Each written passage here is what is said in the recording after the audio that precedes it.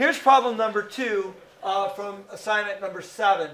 Again, it's an absolute max min problem on a closed interval, so we'll use the closed interval method. First step is going to be to find the critical values for this function. So we'll say that f prime of x, looks like we'll have to use the quotient rule. So it's the bottom times the derivative of the top minus the top times the derivative of the bottom all over the bottom squared.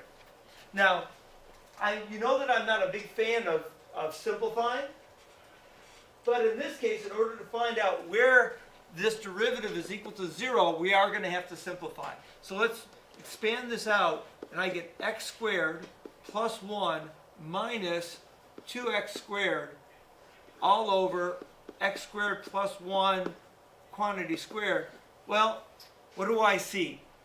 Well, the bottom is always positive, never 0. There's no critical values coming from the denominator. Remember, critical values are where the derivative is either equal to 0 or it's undefined. We got no undefineds going on here. Okay, so our top part, which is 1 minus x squared, is the only place that we're going to get critical values from. And its factorization is x minus 1 and, 1 minus x and 1 plus x. Which means that the critical values for this function are going to be x is equal to 1 and x is equal to negative 1. We get to ignore one of these. Agreed? We get to ignore the negative 1 because it's not in our interval of interest. Yes, Eli? I had a little trouble with the factoring, so I pulled out, I did a negative on top and said x squared plus 1. Is that? Oh yeah, that's totally acceptable. That's totally a legitimate move. Okay. He pulled out a negative, and in doing so, he created the numerator x squared minus 1, which he knows the factorization for.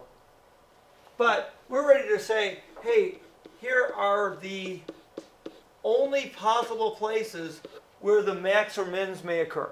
Okay. Yes? I did something different. I just set the negative x squared plus 1 equals 0. Okay. I still got Okay. So you took this idea. Let me do this in red for Ming. All right. And then what did you do? Did you take the x squared over to the other side? Yeah. And then you took the square root of both sides, not forgetting the plus or minus 1? Yeah. Okay. And then you have it. There's your plus 1 and your minus 1 factorization. All that's cool. Cool. Yep. Totally legit. Okay. All right. So going back, what is f of 0? F of 0 equals 0. Yep. Agreed? F of 1 is equal to 1/2. Agreed? And f of 2 is 2 over 5. Yeah. Okay? So now it's time to hand out the awards.